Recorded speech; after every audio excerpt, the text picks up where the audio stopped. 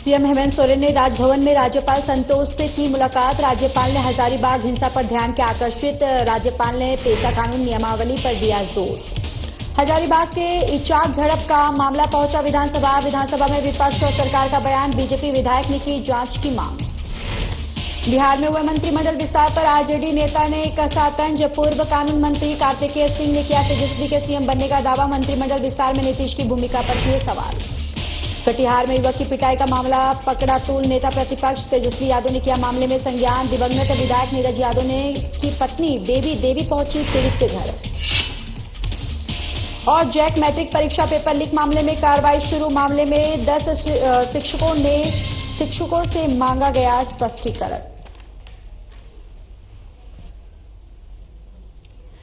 नमस्कार, बहुत स्वागत है आप सभी का। मैं हूं आपके साथ ज्योति यादव। चलिए बुलेटिन की शुरुआत करते हैं। सीएम हेमंत सोरेन ने गुरुवार को राजभवन में राज्यपाल संतोष कुमार से मुलाकात की है। वार्ता के क्रम में राज्यपाल ने महाशिवरात्रि पर्व के दिन हजारीबाग में घटित हिंसा की घटनाओं की ओर सीएम का ध्यान आकृष्ट कराया है और इसके अलावा राज्यपाल ने राज्य में पेशा कानून को प्रभावी रूप से लागू करने के लिए शीघ्र नियमावली गठित करने हेतु भी कहा गया है।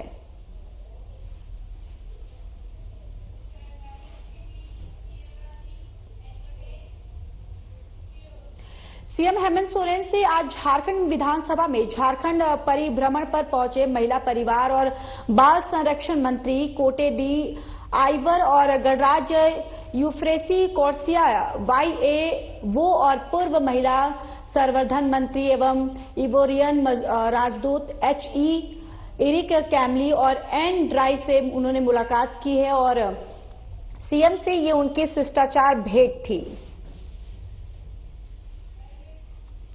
तो देखिए यहाँ पर महिला मंत्री से और मुख्यमंत्री हेमंत सोरेन ने भेंट की है और इस मुलाकात को उन्होंने शिष्टाचार भेंट कहा है और आप ये तस्वीरों में भी देख सकते हैं कि यहाँ पर मुलाकात की गई है और कई अहम मुद्दों पर यहाँ पर दोनों के ही बीच में चर्चा भी की जा रही है। महिला मंत्री जो है उन्होंने यहाँ पर मुलाकात की है सीएम हेमंत सोरेन से।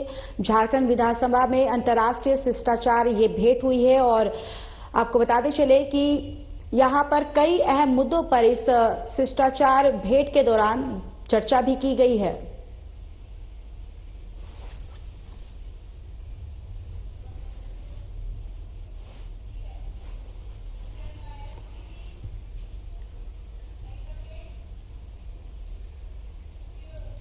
तो वहीं झारखंड विधानसभा के बजट सत्र के तीसरे दिन की कार्रवाई सुबह 11 बजे से शुरू हुई और राज्य के वित्त मंत्री राधाकृष्ण किशोर वित्तीय वर्ष 2024 से 2025 की तृतीय अनुपूरक व्यय और विवरणी सभा पटल पर रखा और साथ ही आपको बताते चले कि 5,508 करोड़ रुपए की अनुपूरक बजट पेश किया गया। राज्यपाल संतोष गंगवार के अभिभाषण पर चर्चा हुई और फिर सरकार का जवाब मिला। बजट सत्र के तीसरे दिन राज्यपाल के अभिभाषण पर चर्चा होने के बाद प्रश्नकाल और शून्यकाल हुआ। इस दौरान विधायक सीपी सिंह ने जैक पेपर लीक और बालू घाट नीलामी और मैया समान योजना, अफीम की खेती, नौकरी समेत कई मुद्दों पर सरकार को घेरा और जयराम महतो भी रैयतों के समस्याओं को उठाया। सरकार के पक्ष से मंत्री दीपक बिरुआ ने आश्वासन दिया है कि होली पर्व से पहले मैया समान योजना की राशि लाभुकों को दे दी जाएगी और जबकि सत्ता पक्ष के विधायक प्रदीप यादव ने सरकार को ही इशारों में अल्पसंख्यकों के कई मुद्दों को लेकर ध्यान आकृष्ट किया। तो वहीं बीजेपी विधायक नीरा यादव ने एक बार फिर सरकार को सदन के बाहर और भीतर घेरा है। विधायक सरयू राय ने सरकार को कई सुझाव दिए जबकि स्वास्थ्य मंत्री इरफान अंसारी ने विधायक सीपी सिंह पर कटाक्ष किया है। देखिए, इस राज्य का एक बड़ा हिस्सा मुस्लिम अल्पसंख्यक समुदाय है और वो शैक्षणिक रूप से, सामाजिक रूप से, आर्थिक रूप से उनका स्तर अत्यंत ही निम्न है। झारखंड बनने के 25 साल हुए, हमने सरकार से जरूर जानने का प्रयास किया कि भाई जो उनके लिए योजनाएं चल रही वो किस स्थिति में है। जैसे एमएसडीपी सच्चर कमेटी की अनुशंसा पर 2008-9 में शुरू हुआ। बड़े दुख के साथ हमने सरकार के सामने रखा कि 2020 के बाद उनके सामाजिक और आर्थिक विकास के लिए एक योजना नहीं दी गई एमएसडीपी के तहत, न भारत सरकार से 1 रुपया उनको मिला। हमने कहा कि किन कारणों से नहीं आए। मैं मानता हूं प्रधानमंत्री ने इस योजना का नाम प्रधानमंत्री विकास जन योजना रख दिया। हमें लगता है कि सरकार ने कहा कि भाई हमारी सरकार अस्थिर थी, कई कारणों से हम नहीं ले पाए, आगे हम जल्द ही इस पर लेंगे। और दूसरा मेरा महत्वपूर्ण सवाल था शिक्षा के क्षेत्र में कि अगर उन्हें आगे ले जाना है कि तो फर्स्ट हमें उन्हें एजुकेट करना होगा। We have to educate them. और उसके लिए हमने कहा कि भाई आप उर्दू के शिक्षकों की बहाली नहीं कर पाए, जो 3712 पद खाली है। हमने कहा कि भाई जो उनके लोग हैं वो अलग यूनिवर्सिटी की मांग कर रहे हैं, मदरसे बोर्ड की अलग मांग कर रहे हैं, शेख भिखारी के नाम से अलग विश्वविद्यालय की मांग कर रहे हैं। हाई कोर्ट ने भी आदेश दिया कि +2 के जो बच्चे हैं बिना शिक्षक के ही पास होते जा रहे हैं। कहा कि नहीं, 1 साल के अंदर हम इन चीजों को करने का प्रयास करेंगे। आगे हैं वो रांची के विधायक जो है, उनको आपको अब इलाज करना पड़ेगा, बढ़िया से इलाज करना पड़ेगा। अभी उनका बीपी वगैरह चेक करेंगे और भेजेंगे उनको काम पे। अरे उल्टा पुल्टा बताइए, उम्र का तगाजा होना चाहिए। जो मन सो बोल रहे हैं, कल कविता पढ़ रहे थे। आज देखिए इसके जो आला कमान है उनको उर्दू से नफरत है और सीपी सिंह को मदरसा से नफरत है। ये अपने आप को कंपेयर करते हैं, जबकि ये मुद्दा सदन में नहीं होना चाहिए। पढ़ता हूँ, मेरा जो एडिशनल सब्जेक्ट रहा है संस्कृत, ठीक है, तो उर्दू उनको ही पढ़ना चाहिए। कहाँ चला गया मामला? क्या ये लोग जनता को मूर्ख बनाता है सदन में उल्टा पुल्टा बोल के, ताकि मैसेज गलत जाए। नहीं, मैं ये कर रहा हूँ कि आए आप देखिए जिस तरह से हल्की बातें कर रहे थे। कौन? सीपी सिंह। बगल में बाबूलाल जी भी थे जी, वो भी उठ सकते थे। सदन की अपनी गरिमा होती है ना, और गरिमा को आप तार तार कर रहे हैं, सदन को तार तार कर रहे हैं। इनका अनुभव का लाभ लेना चाहिए। वो लगता है कि दिन ब दिन जूनियर होते जा रहे हैं, कोई भी इनको टोक दे रहा है। अब वो बताइए मंत्री को नहीं पहचान रहे हैं। नहीं तो हमको लग रहा है इनको थोड़ा सा अब थेरेपी देंगे हम, चिंता मत। नहीं ऐसी देखिए हमारे मंत्री काफी सजग हैं, काफी पढ़े लिखे हैं, और ऐसी बात नहीं है।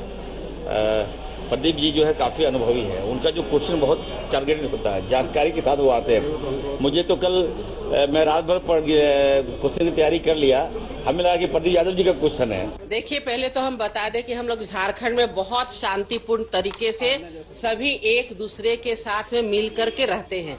सौहार्दपूर्ण वातावरण में हम लोग रहते हैं। हिंदू, मुस्लिम, सिख, ईसाई, हम लोग हर लोगों के त्योहार को सेलिब्रेट करते हैं। और हमारा मानना है कि सबके भगवान एक है।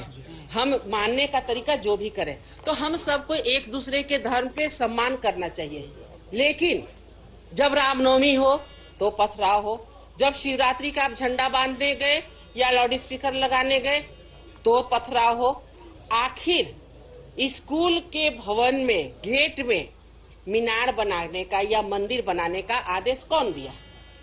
आज अगर कोई भी उसमें बढ़ के बनाते तो प्रशासन वहां कहाँ सोया हुआ था? आखिर प्रशासन भी चाह रहा क्या कि यहाँ पर दंगा भड़के? और हद हो गई तब जब माननीय मंत्री के पद में रहते हुए ऐसा बचपना नहीं, मतलब इतना घटिया बयान देते हैं कि आज आरएसएस के लोगों ने दंगा भड़का रहा है। आप जा करके स्थान का निरीक्षण करिए। हम लोग भी, हमारा विधानसभा तो नहीं लेकिन लोकसभा क्षेत्र में आता है, और वहां की एक एक घटना को लीजिए। लोग क्या कर रहे थे? क्योंकि महाशिवरात्रि का पर्व है, लोग झंडा बांध रहे थे, लाउड स्पीकर बांध रहे थे। प्रशासन ने आकर के समझाया भी, हाँ भाई, कि महाशिवरात्रि 2 दिन का है, 2 दिन तक ये लगेगा, किसी को कोई फर्क नहीं पड़ना चाहिए। आराम से लोग अपना काम कर रहे थे। आप आते हैं, गाड़ी में आग लगा देते हैं, गाड़ी को कुआं में डाल देते हैं, पथराव शुरू करते हैं। ये आदेश किसको मिला? कौन दिया? कहीं ये मंत्री जी तो नहीं दिए आदेश?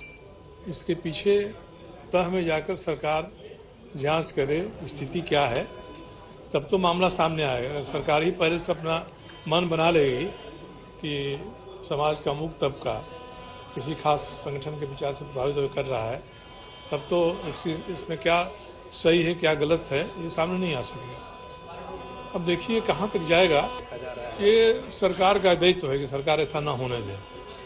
मगर सरकार ही इस मामले में एक पक्ष में हो जाती है तो इस पर न्याय की उम्मीद सरकार से नहीं की जा सकती। अब सरकार कहीं न कहीं इस बारे में असमंजस में है।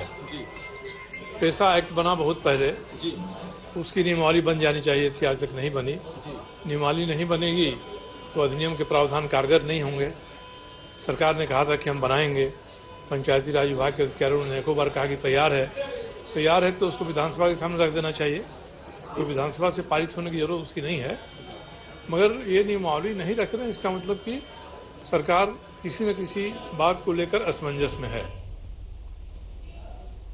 चलिए आगे बढ़ते हैं। हजारीबाग के इचाक थाना अंतर्गत दो समुदाय के बीच झड़प का मामला झारखंड विधानसभा पहुंचा। गुरुवार को झारखंड विधानसभा बजट सत्र का तीसरा दिन था। सदन के बाहर बीजेपी विधायक और सत्ता पक्ष के विधायक ने हजारीबाग के इचाक थाना अंतर्गत शिवरात्रि के मौके पर हुई झड़प मामले में अपनी प्रतिक्रिया दी है। बीजेपी के विधायकों ने जहां सरकार से इस घटना की निष्पक्ष जांच की मांग की है, तो वहीं सत्ता पक्ष के विधायक ने घटना को निंदनीय बताते हुए कहा कि सरकार पूरी घटना की जांच करवा रही है। और हम मांग करेंगे निष्पक्ष जांच हो, जो विद्रोहियों का मनोबल बढ़ रहा है उस पर लगाम लगे। और हमारे मंत्रीगण जो इस तरह का बयान देते हैं वो बहुत निंदनीय है, ऐसा बयान नहीं आना चाहिए। उनका बयान ये होना चाहिए जो भी इस घटना में संलिप्त है उसमें कड़ी कार्रवाई करनी चाहिए। अब प्रशासन को फोन करके धमकाते हैं कि एक तरह से सिर्फ एक पार्टी, एक तरफ के एक दल के लोगों को सुविधा मिले, एक तरफ कार्रवाई हो, ये तो बहुत गलत बात है। कल से कार्रवाई भी हुई थी, कल पुलिस बल मौके पर पहुंची थी। देखिए, हम चाहेंगे विधानसभा एक कमेटी बने और निष्पक्ष जांच, एक कमेटी बनाने का मांग करेंगे। विधानसभा की एक कमेटी बने, इसका निष्पक्ष जांच। कल लाउड स्पीकर लगाया जा रहा था, सभी बिजली के पोल जो रहते हैं, बिजली के पोल के खंभों में लाउड स्पीकर लगाया जा रहा था महाशिवरात्रि को लेकर के। जब लाउड स्पीकर लगाया जा रहा था तो उसी बीच कुछ अल्पसंख्यक समुदाय के लोग आए और मना करने लगे। जब मना करने के बाद जब सारे लोगों को पता चला तो हम लोगों ने थाना को और वीडियो मैडम को वहां पे हम लोगों ने भेजा और मामला को रफा दफा कर दिया गया था और ये समझा दिया गया था कि 2 दिनों तक लाउड स्पीकर यहाँ पे बजेगा। 2 दिन के बाद ये लोग स्वतः शिवरात्रि के बाद खोल लेंगे। लेकिन जब प्रशासन वहां से चली गई और लाउड स्पीकर ये लोग लगा रहे थे, झंडा पटाखा लगा रहे थे, उसी बीच कुछ असामाजिक तत्व आकर के उन लोगों पे हमला कर दिया। और हमला करने के बाद पहले से प्लानिंग करके सभी अपने अपने घरों में पत्थर रखे हुए थे और ताबड़तोड़ पत्थर बरसाने लगे। जब काफी लोगों को लगा, चोटी लगे, फिर प्रशासन वहां पे गई। आप समझ सकते हैं कि ऐसा पथराव वहां पे हो रहा था कि प्रशासन भी बैरंग वापस एक बार लौटी। फिर विशेष दल हजारीबाग से गया, इसके बाद नियंत्रित किया गया। और अभी जो प्रशासन का रवैया है, वहां पे हिंदुओं पे ही मुकदमा किया गया, 24 हिंदुओं पे मुकदमा किया गया। उनके घरों में जाकर के रात भर प्रशासन खोजबीन कर रही है। बल्कि हमारा कहना स्पष्ट है कि आप सीसीटीवी का फुटेज देखें और जो भी दोषी आप उन पे कार्रवाई करें। जिम्मेदारी हमारी है और हम लोग जिम्मेदारी इस बात की लेते हैं, ठीक है। अगर कोई घटना हमारे क्षेत्र में ऐसी होती है और जहां तक रह गई बीजेपी क्या कह रही है और हमारे मंत्री क्या कह रहे हैं, तो कुछ ऐसे लोग बीजेपी में भी हैं जो आपस में ये लोग खेल खेलते हैं। कोई वहां से बयान देता है, कोई यहाँ से बयान देता है, तो वो बिल्ली चूहा वाला टॉम एंड जेरी वाला खेल होता है। उस पर मैं कुछ नहीं कहना चाहूंगी, लेकिन हाँ, हमारे राज्य में ऐसी कोई भी सेंसिटिव इशू होता है तो निश्चित रूप से हम लोग जिम्मेदार हैं और हम उसकी जिम्मेदारी। बिहार में हुए मंत्रिमंडल विस्तार पर राजद ने चुटकी ली है। राजद नेता और पूर्व कानून मंत्री कार्तिकेय सिंह ने इस मंत्रिमंडल विस्तार पर कहा कि नीतीश कुमार लाख प्रयास कर ले, लेकिन तेजस्वी यादव को सीएम बनने से कोई रोक नहीं सकता। आगामी विधानसभा चुनाव में महागठबंधन की ही सरकार बनेगी। तो वहीं एक सवाल के जवाब में पूर्व कानून मंत्री ने कहा कि मंत्रिमंडल विस्तार से ये साबित हो गया है कि नीतीश कुमार बीजेपी की गोद में बैठ गए हैं। 2020 में चुनाव मतलब है तो उन लोग का क्या है, मतलब सरकार हमारी बनेगी, इंडिया गठबंधन की सरकार बनेगी, तेजस्वी प्रसाद यादव जी मुख्यमंत्री होंगे। क्या लगता है कितना सीट आएगा सब? तो किनका महागठबंधन जो आप लोग को पार्टी का है, कितना सीट सरकार हमारी बनेगी, कितना आएगा हम मतलब उनके ना हवाबाजी वाला बात नहीं करेंगे कि 400 आ रहा है, 400 आ रहा है, अब 200 में 240 में सिमट गया। मंत्रिमंडल का विस्तार किए हैं, क्या चुनाव को लेकर ध्यान में रखते हुए क्या? और कभी 6 महीना में क्या विकास कर लेंगे, 6 महीना में क्या मंत्री जी लोग कर लेंगे। चलिए खबरों में बात कर लेते कटिहार की, जहां कटिहार में मानसिक रूप से विक्षिप्त युवक अनिल बास्की की पुलिस द्वारा बेरहमी से पिटाई का मामला अब तूल पकड़ने लगा है। नेता प्रतिपक्ष तेजस्वी यादव की तरफ से संज्ञान लिए जाने के बाद उनकी पार्टी के दिवंगत पूर्व विधायक नीरज यादव की पत्नी बेबी देवी पीड़ित के घर पहुंची। राजद नेत्री ने अनिल बास्की की पिटाई मामले में कहा कि तमाम पुलिस कर्मियों पर कार्रवाई होनी चाहिए। आदिवासी विकास परिषद ने भी इस मामले को गंभीरता से लेते हुए जल्द कार्रवाई की मांग की है। को बहुत मारा, बहुत बुरी तरह से मारा उसको बोले सर हमको छोड़ दीजिए, हम आदिवासी हैं, हम वनवासी में काम करते हैं। हम लोग झूठ बोले, तो वनवासी में काम करते हैं लेकिन असलियत में, लेकिन जहाँ तक वनवासी का सवाल है, हम लोग यहाँ गवर्नमेंट से काम करते हैं।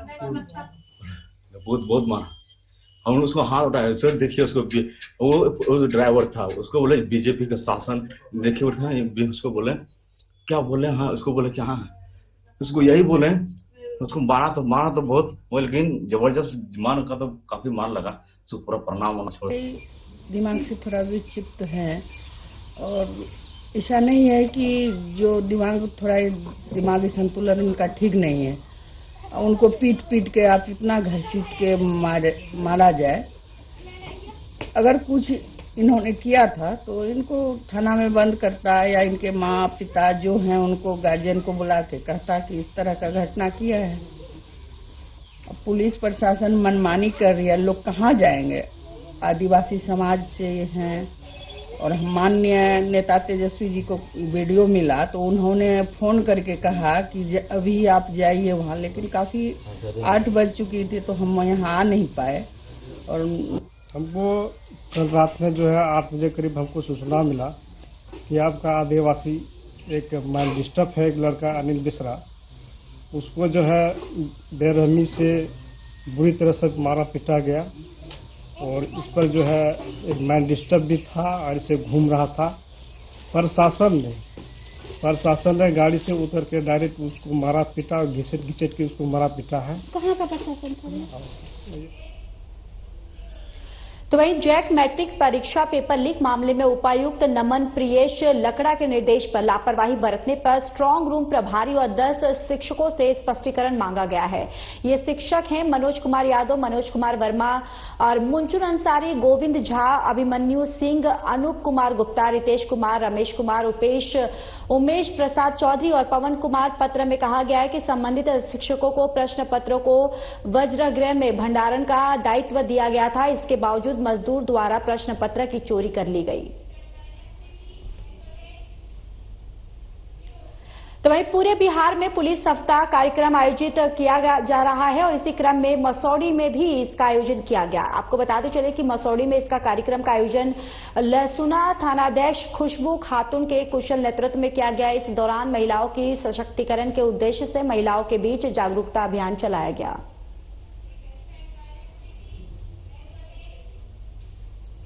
सीतामढ़ी में एक बार फिर असामाजिक तत्व की करतूत देखने को मिल रहा है। आपको बताते चले कि पहली घटना नहीं है जब सीतामढ़ी में किसी मंदिर के मूर्तियों को क्षतिग्रस्त किए जाने का मामला सामने आया है। ताजा मामला सीतामढ़ी के डुमरा थाना के परमानंदपुर में स्थित शिव मंदिर का है, जहां कार्तिक और गणेश भगवान की मूर्तियों को असामाजिक तत्वों ने क्षतिग्रस्त कर दिया है। और इतना ही नहीं, पुजारी के लिए बनाए गए झोपड़ी को असामाजिक तत्वों ने आग के हवाले कर दिया है।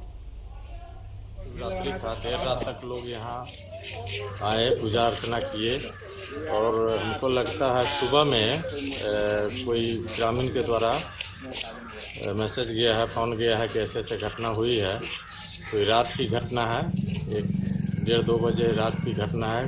कोई असामाजिक तत्व का काम है ये करना, क्योंकि उसको वैसे करने वाले आदमी, हमको लगता है कि उसको समाज धर्म से मतलब नहीं है। वो आतंकवादी टाइप का आदमी है जो धर्म को हाथ पहुंचाने के उद्देश्य से ऐसा किया है, और बहुत ही शर्मनाक और निंदनीय घटना है। इस पर हम लोग थाना प्रभारी को भी फोन किए, वो भी आए। और यहाँ परमानंदपुर जो है, डुमरा थाना अंतर्गत परमानंदपुर गांव में कुछ शरारती तत्वों द्वारा ऐसा प्रतीत होता है कि एक जो यहाँ पर स्थानीय झोपड़ी थी मंदिर के करीब, जो कि कोई रहता नहीं था उसमें, एक बस फूस की झोपड़ी बनी हुई थी, उसमें आग लगा दिया गया है। एवं यहाँ जो एक शिव पार्वती माता की मंदिर है, उसके बाहर जो गणेश और कार्तिक की छोटी छोटी पत्थर की मूर्ति थी, उसको जो है क्षतिग्रस्त किया गया, वहां से उठा दिया गया है। कटिहार पुलिस को बड़ी उपलब्धि मिली है। पुलिस ने आधा दर्जन से अधिक मामलों में अभियुक्त रहे शहरयार उर्फ गुड्डू को गिरफ्तार कर लिया। इस संबंध में एसपी वैभव शर्मा ने बताया कि पुलिस ने जिले के टॉप 10 अपराधियों में शामिल 25,000 रुपए का इनाम शहरयार आलम को गिरफ्तार कर लिया है, जो हत्या, लूट, चोरी, आर्म्स एक्ट सहित कई मामलों में आरोपी था, जिसकी पुलिस लगातार तलाश कर रही थी। कुमार यादव, पिता अभिनंदन यादव, ये रहने वाले पूर्णिया के थे। ये फलका बाजार स्थित बंधन बैंक से पैसे कलेक्शन करने के लिए निकले थे और विजय टोला से ये लोग कलेक्शन करके जब कुर्सेला फॉरबिसगंज मेन रोड पे आते हैं तो हथियार दिखाकर एक बाइक वाले ने, 2 लोगों ने इनसे पैसा छीना था। 2023 की इस घटना के बाद से 2024 में इसने लगभग 6 घटनाएं और अंजाम दी थी, जिसमें पूर्णिया की लूट, अटेम्प्ट टू मर्डर, अररिया में मर्डर, इस तरह की लगभग 6 घटनाएं की हैं और लगभग फलका वाली इस घटना को मिलाकर ये इन घटनाओं में वांटेड चल रहा था। तो वहीं बक्सर थाना क्षेत्र स्थित सोमेश्वर स्थान घाट पर गंगा नदी में डूबने से 2 किशोरों की मौत हो गई है। स्थानीय लोगों की मदद से दोनों के शव को गंगा से बाहर निकाला गया और आनंद फानन में उन्हें सदर अस्पताल भेजा गया, जहां चिकित्सकों ने उन्हें मृत घोषित कर दिया है।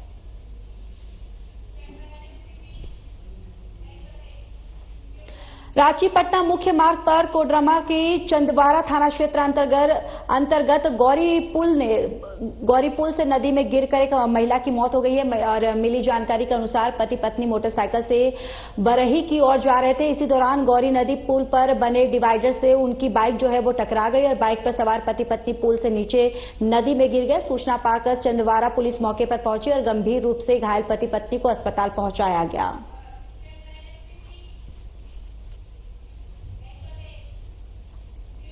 जमशेदपुर स्थित बिरसा नगर थाना क्षेत्र के नीलडी एनक्लेव के समीप चोरों के आतंक से काफी लोग जो है वो परेशान। एक ताजा मामला, बीती रात चोरों ने खड़ी कार के टायर की चोरी कर ली, तो वहीं ये पूरी घटना सीसीटीवी कैमरे में कैद हो गई। इस संबंध में नीलडी एनक्लेव बिरसा नगर जोन नंबर 5 के रहने वाले गुलजार सिंह ने कहा है कि आसपास के लोग चोरों के आतंक से काफी परेशान हैं। हमारे बिरसा नगर 5 नंबर जिनमें दिन दिहाड़े रोज चोरियां हो रही हैं, जिसके कि पहले एक बार हमारा कार का शीशा तोड़ दिया गया, दोबारा जो कि हम थाना प्रभारी को बताया गया था उस पर कुछ हमको कोई अच्छी कार्रवाई नजर नहीं आई। दोबारा फिर हमारा एक बगल का पड़ोसी का 2 गैया चोरी हो गई, उस पर भी कोई कार्रवाई नहीं हो पाया है। और कल रात मैं कहीं पार्टी से आ रहा था, मतलब 16 तारीख को रात को 10:45 में हजारीबाग यूथ विंग द्वारा आगामी 3 मार्च को एक रक्तदान शिविर का आयोजन किया जा रहा है। इस कार्यक्रम को लेकर तैयारियां की जा रही है। इस संबंध में कार्यक्रम के सह संयोजक रोहित बजाज ने बताया कि शिविर का उद्देश्य जरूरतमंद मरीजों को रक्त उपलब्ध कराना और समाज में रक्तदान के प्रति लोगों को जागरूक करना है। 3 मार्च को जो रक्तदान शिविर होने वाला है लक्ष्मी सिनेमा हॉल के कैंपस में, उसकी तैयारी बिल्कुल जोर शोर से चल रही है और मुझे लगता है जिले में इस तरह का रक्तदान शिविर इतिहास में कभी नहीं हुआ है। ठीक है, पहली बार इतने हम लोग लार्ज स्केल पे हमारी पूरी टीम लगी हुई है और हम लोग को लग रहा है जिस तरह का लोगों में उत्साह है, मुझे लगता है 200+ यूनिट हम लोग जरूर संग्रह करेंगे। और हम लोग जहां सेंट जेवियर्स कॉलेज के रोटरैक क्लब ने 25 फरवरी 2025 को अपने प्रोजेक्ट तृप्त के तहत निर्वाह नाम से एक खाद्य दान अभियान चलाया। इस दौरान 300 भोजन पैकेट्स जरूरतमंदों को बांटे गए और एक पैकेट शहर के अलग अलग इलाकों जैसे फरियालाल, हनुमान मंदिर, मेन रोड, रेलवे स्टेशन, बड़ा तालाब, पहाड़ी मंदिर और रतु रोड पर वितरित किए गए।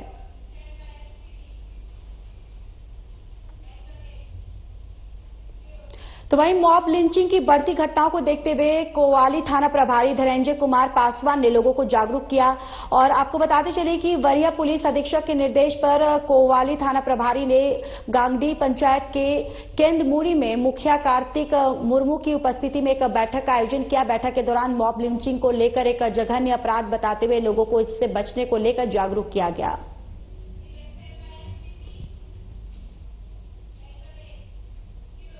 जमशेदपुर के बिष्टुपुर पुलिस को एक बड़ी सफलता हाथ लगी है, जहां पुलिस ने रेलवे में नौकरी दिलवाने के साथ साथ अन्य सरकारी विभाग में नौकरी दिलवाने के नाम पर करोड़ों की ठगी करने वाले गिरोह का खुलासा किया गया। साथ ही गिरोह के 4 सदस्यों की गिरफ्तारी भी की गई है। इस संबंध में एसएसपी किशोर कौशल ने बताया कि पुलिस ने नौकरी के नाम पर ठगी करने वाले गिरोह का खुलासा करते हुए उन पर कार्रवाई कर रही है और गिरफ्तार कर लिया गया है उनको। जून महीने में रेलवे में नौकरी दिलाने के नाम पर पैसे की ठगी का एक मामला बिष्टुपुर थाने में दर्ज कराया गया था। उसको लेकर के एक टीम का गठन भी किया गया था और लगातार उस संदर्भ में अनुसंधान किया जा रहा था। उस संदर्भ में एक मेजर ब्रेक थ्रू पिछले दिनों जमशेदपुर पुलिस को मिली है, जिसमें कि जो आर्मी की जो इंटेलिजेंस यूनिट है उसका भी सहयोग हम लोगों को प्राप्त हुआ और इस दौरान जो है कुल मिलाकर के 4 अपराध कर्मियों की गिरफ्तारी हुई है, जिसमें जमशेदपुर के बर्मा माइंस स्थित बंगला नंबर 12B में चोरों ने लाखों की चोरी की घटना को अंजाम दिया है और ये बंगला सीआरपीएफ जवान मनीष कुमार तिवारी का है, जो अपने परिवार के साथ यहां रहते हैं। जैसे कि सर हमारे भाई जी की देहांत हो गई थी 4 फरवरी को, तो हम लोग उसलिए हम लोग गाँव गए थे। सारी फैमिली वाले सब गाँव निकल गए थे तुरंत उसी रात में ही। तो आज हम जैसे ही आज आए हैं 10 साढ़े 10 बजे के आसपास, तो सर हम जैसे ये कमरा पापा ने खोला तो इसमें ये नज़ारा देखने को मिला कि यहाँ पे चोर लोगों ने पूरे सामान को मतलब पूरे तरीके से अटैचीज जो भी अलमारी वगैरह जो होते जितने भी सामान को उन्होंने चेक किया पूरा, और जो कुछ ले जा सके वो गहने इलेक्ट्रॉनिक चीज़ें कपड़े वगैरह तो नहीं ले गए। नॉर्मली ये सोने के कंगन वगैरह थे, अंगूठी वगैरह है और 4-5 पायल चांदी के पायल वगैरह यही सब ले गया हम लोगों ने। कैश वगैरह कितना हो गया? 25-30 हज़ार नॉर्मली कैश है वो। प्रशासन को सूचना दिया है? हाँ, प्रशासन सूचना दे दी और अभी एक लोग आए तो वो चेक करके गए। क्या बोले प्रशासन ने? बोले आवेदन देने की FIR दर्ज कराने के लिए, बाकी आगे की कार्रवाई करेंगे वो। हजारीबाग शहर में चोरी की घटनाएं लगातार बढ़ती जा रही है, जिससे व्यापारियों और आम जनता में भय का माहौल व्याप्त है। ताजा मामला सदर थाना के समीप स्थित खंडेलवाल हैंडलूम सेंटर का है, जहां पर बुधवार देर रात चोरों ने लाखों रुपए की नकदी चोरी कर ली। बताया गया है कि जब दुकान संचालक लखन खंडेलवाल गुरुवार सुबह अपनी दुकान खोली तो उन्होंने पाया कि CCTV कैमरे बंद था, गले के कागजात बिखरे पड़े थे और दुकान के सामान अस्त व्यस्त थे। और इस दौरान उन्होंने पाया कि दैनिक बिक्री के लाखों रुपए गायब थे। सुबह हम 10-10 बजे के आसपास दुकान खोलने आए थे। तो दुकान खोलने आए ना तो यहाँ कैमरा लगा हुआ था। कैमरा हम लोग को ऑन रहता है, लेकिन कैमरा ऑन नहीं था। तो हम जब देखे कैमरा ऑन नहीं है, ऑन किए तो हम देखते कि गला के बाहर गला मेरा टूटा हुआ, गला का जो मेरा बॉक्स है वो बाहर निकला हुआ। तो जब हम देखे कि चारों दिन में 2 गला उधर 2 गला इधर, तो गला से सब मेरा पैसा गायब। तो फिर हम शटर को गिरवाए, हम ऊपर चेक करने गए। ऊपर चेक किए तो मालूम चल ऊपर से आया, छत से मेरा जो लॉकर बना हुआ है ऊपर में ओपन टेरिस वाला, उसको तोड़ के और उसके बगल का सेक्शन का काम चल रहा है, वो वहाँ से बांस लगा के यहाँ चढ़ा है। आरी भी वहाँ ऊपर में रखा हुआ अभी तक उसका, और वहाँ से काटा है और काट के नीचे आया है। कैमरा का तार काटा है, पैसा निकाला। पेपर मेरा कुछ नहीं हुआ, मेरा यहाँ पेपर रहता है, यहाँ पेपर रहता है। पेपर को पूरा सिर्फ देखा है और जहाँ जहाँ कैश था कैश उठा के पॉकेट में डाल के पूरा वीडियो फुटेज मेरा कैमरा पर रिकॉर्डिंग आ गई। लगभग ऐसे बोल सकते हैं लाख रुपए के अंदर ही का आसपास का बात। चलिए, इस बुलेटिन में मेरे साथ फिलहाल के लिए बस इतना ही। बाकी देश और दुनिया की तमाम बड़ी खबरों के लिए जुड़े रहिए हमारे साथ। नमस्कार।